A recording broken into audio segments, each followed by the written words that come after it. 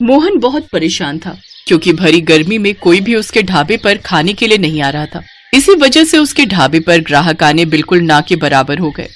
मोहन भैया, सुबह से एक भी ग्राहक नहीं आया है। आज जो भी बनाया था वो बचा हुआ है। एक काम कर, ऐसे ही लोगों में बांट दे और बाकी का तुम और बाकी सब घर ले जाना, क्योंकि गर्मी से खाना खराब हो गया तो फायदा ही क्या। मैं घर जा रहा हूँ, तू चाबी घर ही दे जाना, ठीक है? मोहन घर चला जाता है। मोहन बहुत उदास था। ऐसे कब तक चलेगा? रोजाना तुम खाना बनाकर यूं ही बांटते रहते हो तो घर का गुजारा होना बहुत मुश्किल है। तुम्हें कोई रास्ता तो निकालना ही होगा ताकि गर्मी के दिनों में भी ग्राहक ढाबे पर आ सके। सोच तो रहा हूँ सविता, पर पंखे की हवा में कोई बैठना पसंद नहीं करता और शहर जैसे एयर कंडीशनर लगाने के लिए बहुत पैसे चाहिए। उसका बिजली का बिल भी बहुत आता है और इतनी कमाई नहीं है अभी कि मैं वो सब कर सकूं। देखता हूँ, कोई ना कोई रास्ता तो निकालना ही पड़ेगा। अगले कुछ दिनों तक मोहन को कोई रास्ता नहीं सूझा।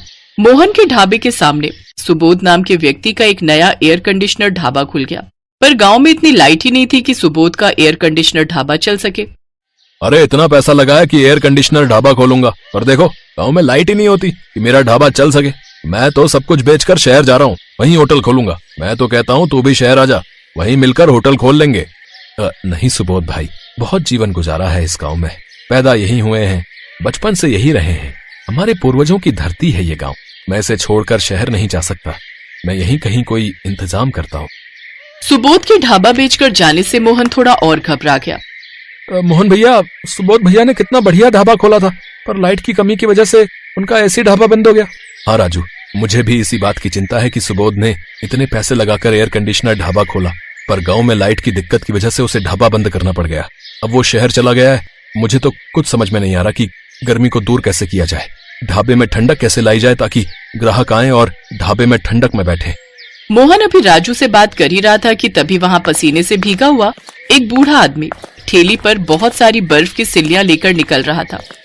भैया थोड़ा पानी मिलेगा, बहुत प्यास लगी है। राजू, जरा चचा को थोड़ा पानी पिला दे। बर्फ की इतनी भारी सिल्लियां कहाँ लेकर जा रहे हो चचा? वो आइसक्रीम की फैक्ट्री है ना, वहाँ पर बर्फ की जरूरत होती है, वहीं लेकर जा रहा हूँ बेटा। मेरा तो रोजाना का काम है, दुकान से बर्फ लेकर वहाँ आइसक्रीम की फैक्ट्री में पहुँचाने जाता हूँ। थोड़े बहुत पैसे मिल जाते हैं, रोजाना की कमाई निकल आती है। भगवान तुम्हारा भला करे। ठंडा ठंडा पानी पीकर चैन पड़ गया। आहा। बूढ़ा आदमी पानी पीकर जैसे ही आगे बढ़ने लगता है, मोहन उसे आवाज लगाता है। चाचा जरा रुकना तो, क्या मैं ये थोड़ी बर्फ की सिल्लियां आपसे खरीद सकता हूँ? हाँ, क्यों नहीं बेटा, ये तुम खरीद लो, मैं आइसक्रीम की फैक्ट्री में और बर्फ दे आऊंगा। ठीक है चाचा, ये सारी बर्फ मुझे बेच दो और रोजाना ही खूब सारी बर्फ की सिल्लियां आप मुझे लाकर दिया करो। मैं आपको रोजाना के अच्छे पैसे दूंगा, फिर आपको आइसक्रीम की फैक्ट्री में कम पैसों में बर्फ पहुंचाने की जरूरत नहीं पड़ेगी। ठीक है बेटा, मैं तुम्हें रोजाना बर्फ ला दिया करूंगा। अच्छा राजू, ये बर्फ की सिल्लियां उतरवा ले। मोहन भैया, इतनी सारी बर्फ का रोजाना क्या करोगे? हमें तो इतनी बर्फ की जरूरत नहीं पड़ती। राजू, ये बर्फ इस ढाबे को ठंडा करने के लिए है। क्या बर्फ से ढाबा ठंडा होगा? हाँ राजू, मेरे दिमाग में एक आइडिया आया है। हम इस ढाबे को बर्फ का ढाबा बनाएंगे। मोहन ने दिमाग लगाया और बर्फ को ढाबे के चारों तरफ ढक दिया और कुछ बर्फ की सिल्लियां ढाबे के अंदर की दीवारों पर भी लगा दी, जिससे ढाबे में बहुत ठंडक हो गई। जब लोगों ने सुना कि मोहन ने अपने ढाबे को बर्फ का ढाबा बना दिया है, तो सब देखने के लिए आने लगे। सबको बर्फ का ढाबा बहुत आनंद दे रहा था। गर्मी और तेज धूप से बचने के लिए सब मोहन के ढाबे में ही आकर बैठते और खाते पीते। इससे मोहन का ढाबा फिर से चलने लगा और कमाई फिर से शुरू हो गई। ये काम तुमने बहुत बढ़िया किया मोहन, अपने ढाबे को बर्फ का ढाबा बना दिया। हम सबको इस गर्मी में राहत मिल गई भाई। मेरा तो जब भी ठंडी लस्सी पीने का मन होता है, मैं तुम्हारे ढाबे पर आ जाता हूँ। गर्मी में ठंडा ठंडा बर्फ का ढाबा और साथ में ठंडी ठंडी लस्सी, भाई वाह, बहुत मजा आता है भाई। अरे धूप में बाहर खड़े होकर रोटी खाने का मन ही नहीं करता था, इस ठंडे बर्फ के ढाबे में रोटी खाने में भी बहुत आनंद आता है भैया। धन्यवाद भैया, आप सबको ये तरीका बहुत पसंद आया, मुझे इस बात की खुशी है।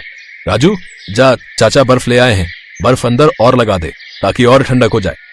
मोहन बेटा, ये मेरा बेटा रघु है, अब से ये भी मेरे साथ तुम्हारे ढाबे पर बर्फ लाया करेगा। अच्छा, क्योंकि तुम कह रहे थे ना कि तुम्हें ज्यादा बर्फ की जरूरत है, इसलिए हमने 2 ठेली बना ली है। अब ये तो बहुत बढ़िया किया चाचा, ये लो आपके आज के पैसे। मोहन की बर्फ के ढाबे की तरकीब कामयाब हो गई।